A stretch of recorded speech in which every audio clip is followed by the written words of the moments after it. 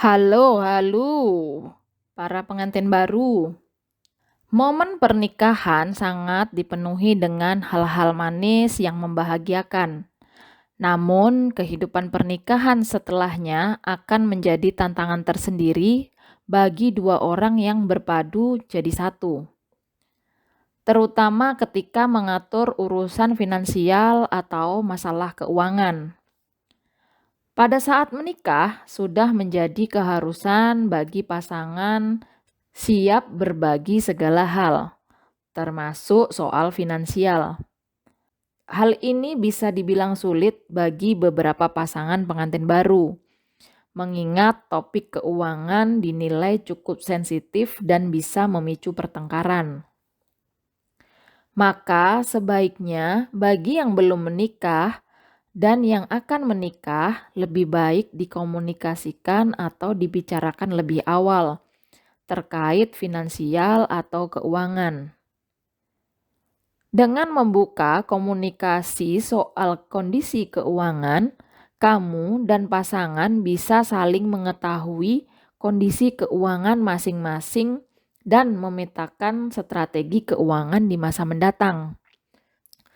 Nah, untuk menghindari drama finansial antar pasangan, ada baiknya kalau menghindari beberapa kesalahan finansial. Beberapa di antaranya sebagai berikut. Yang pertama adalah rekening atau akun tabungan yang sama atau terpisah. Guna mengatur keuangan setelah menikah, biasanya pasangan suami istri akan bertanya, apakah lebih baik untuk memiliki satu tabungan yang sama atau terpisah? Nah, menurut pakar, sebaiknya adalah memiliki satu akun tabungan yang sama dan satu akun tabungan terpisah untuk masing-masing. Akun tabungan bersama bisa dimanfaatkan untuk mengatur keperluan finansial keluarga seperti membayar tagihan listrik atau keperluan rumah tangga. Dan untuk tabungan yang terpisah yang dimiliki masing-masing pasangan bisa digunakan untuk keperluan pribadi. Yang kedua adalah tidak transparan antar pasangan. Keterbukaan soal finansial penting untuk diperhatikan oleh para pasangan pengantin baru.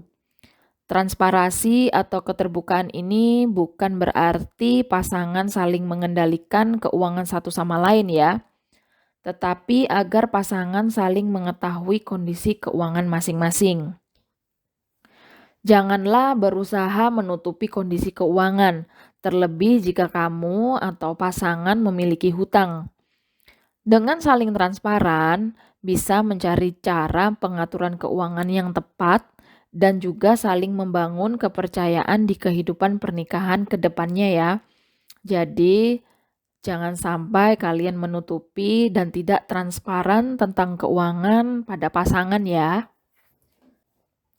Dan yang ketiga adalah tidak menyiapkan tabungan atau dana darurat.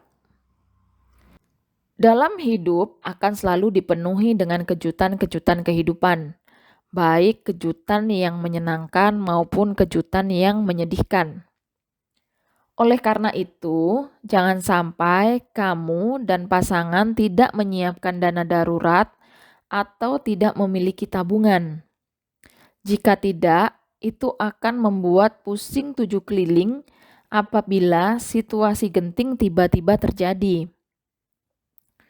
Sebagai pasangan baru, dana darurat atau tabungan ini harus dibicarakan bersama sejak awal, agar kamu dan pasangan bisa memutuskan cara yang tepat untuk menyisihkan uang untuk pos tabungan dan dana darurat. Tentukan juga kondisi apa saja yang bisa dikategorikan sebagai situasi darurat menurut kamu dan pasangan.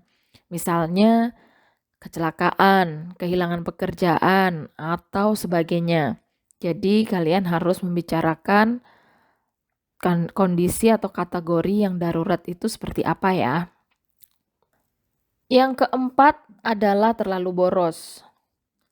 Untuk kamu atau pasangan yang memiliki kebiasaan boros, haruslah sangat berwaspada. Kebiasaan boros bisa jadi penyakit dalam urusan finansial. Hal itu juga dapat memicu pertengkaran dalam rumah tangga jika tidak diantisipasi sejak awal.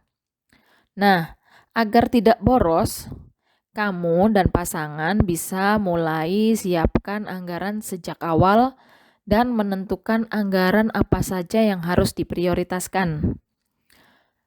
Seperti menyusun daftar belanja sebelum melakukan belanja, agar tidak membeli barang yang tidak sesuai keperluan. Jangan asal mengikuti gengsi.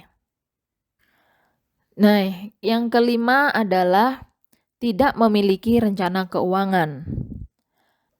Kesalahan paling gawat yang mungkin terjadi antar pasangan baru adalah tidak memiliki rencana keuangan.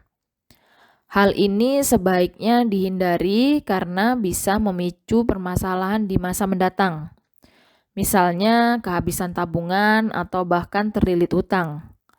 Maka dari itu, kamu dan pasangan harus memiliki rencana jangka pendek hingga jangka panjang.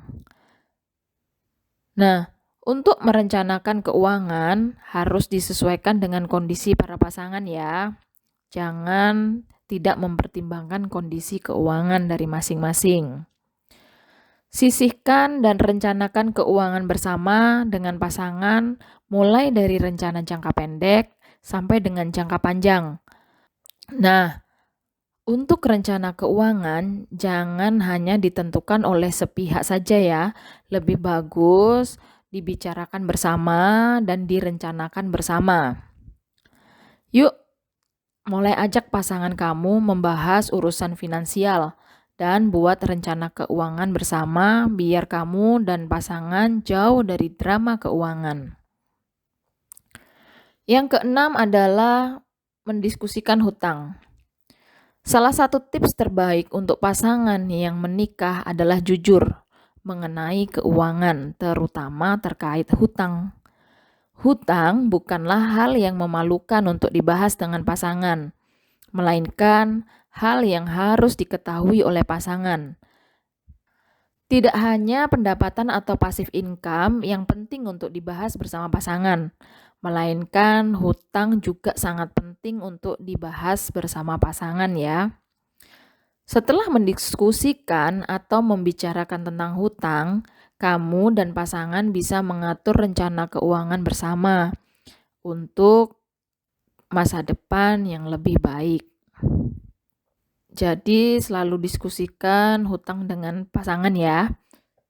Yang ketujuh, yang terakhir, tidak menyiapkan dana anak.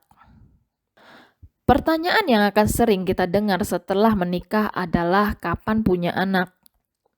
Hal paling penting dalam memiliki anak tidak hanya finansial yang cukup, melainkan kesiapan pasangan juga. Maka dari itu, memiliki anak setelah menikah perlu didiskusikan dengan pasangan. Karena memiliki anak memerlukan tanggung jawab yang sangat besar. Tidak hanya sekedar hamil lalu melahirkan anak saja, melainkan beberapa hal lainnya seperti berapa anak yang ingin dimiliki, bagaimana pola asuhnya, bagaimana pendidikannya, dan sebagainya. Jadi harus betul-betul disiapkan bersama pasangan untuk hal-hal tersebut. Jadi siapkan tabungan atau dana anak setelah menikah. Karena siap punya anak berarti siap juga dengan pengeluaran yang harus kamu sisihkan demi sang buah hati. Jadi bicarakan dengan pasanganmu secara matang untuk masa depan yang anak lebih baik ya. Nah, itu tadi hal yang harus disiapkan atau dihindari oleh para pasangan pengantin baru. Semoga bisa membantu pasangan-pasangan baru agar tidak terjebak dalam drama finansial ya. Oke, thank you for watching. Bye.